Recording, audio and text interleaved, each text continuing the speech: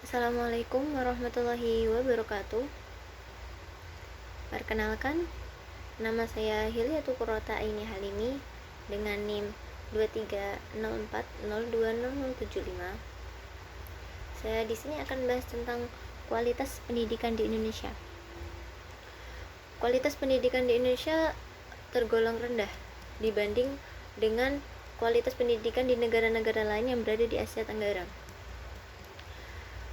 Nah, pada tahun 2023, berdasarkan data yang dirilis oleh worldtop20.org, peringkat pendidikan Indonesia berada di urutan 67 dari total 209 negara di seluruh dunia. Bagaimana sih?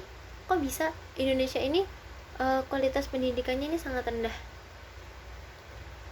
Nah, di Indonesia ini menerapkan sistem kurikulum sekolah. Nah, kurikulum sekolah yang kurang relevan dan mudah beradaptasi dengan perubahan zaman dan kebutuhan siswa juga menjadi salah satu faktor penyebab rendahnya kualitas pendidikan di Indonesia. Nah, selain itu ada beberapa masalah juga di mana masalah ini menjadi masalah pendidikan di Indonesia saat ini. Yang pertama, keterbatasan akses pendidikan. Yang kedua, ada kualitas guru. Jadi di Indonesia ini kurangnya guru yang profesional, guru yang benar-benar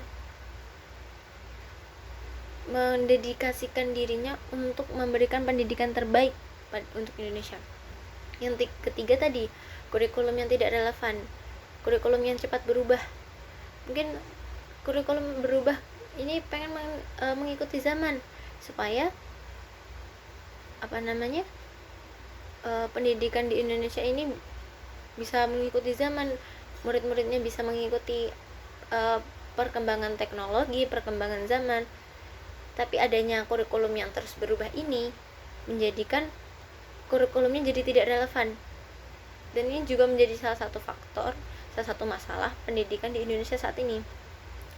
Ada lagi kesenjangan pendidikan antar daerah. Dia pendidikan di daerah tertentu, ada daerah tertentu yang kurang dapat perhatian tentang pendidikan. Di daerah-daerah terpencil, contohnya bisa seperti daerah Rimba, daerah di Kalimantan yang sangat jauh aksesnya, sangat susah untuk dijangkau. Di situ kekurangan guru, kekurangan perhatian dari pemerintah bahwa di daerah situ juga membutuhkan guru, membutuhkan pendidikan. Lalu ada juga kurangnya fasilitas pendidikan. Di Indonesia ini telah diberikan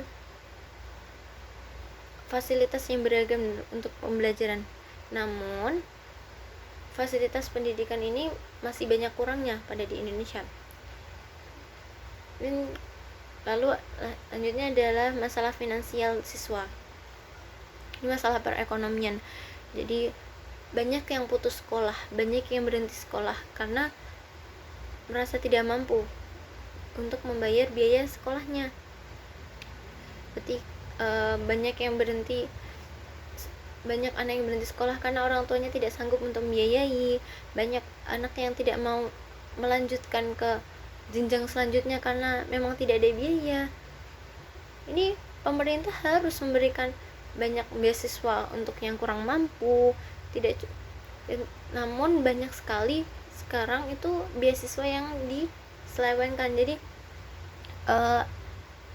ada yang menyalahgunakan beasiswa. Jadi beasiswa ini malah digunakan oleh orang-orang yang mampu secara finansial, mampu secara ekonomi untuk membiayai pendidikannya. Lalu ada masalah kemiskinan dan putus sekolah ini seperti masalah sebelumnya ya.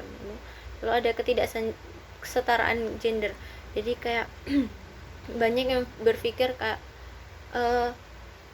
yang sekolah itu cowok aja, cewek nggak usah gitu. Kayak buat apa sih cewek itu sekolah tinggi-tinggi, ujungnya juga jadi ibu rumah tangga gitu. Tapi kan bedanya gini, Kalau jadi ibu rumah tangga yang berpendidikan, meskipun dia sudah sekolah tinggi-tinggi, ujungnya jadi ibu rumah tangga, beda nanti bagaimana dia mendidik anaknya sendiri dan bagaimana orang lain mendidik anaknya.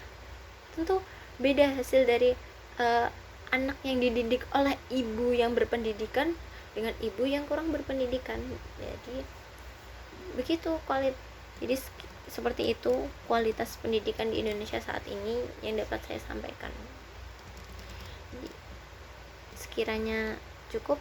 Assalamualaikum warahmatullahi wabarakatuh.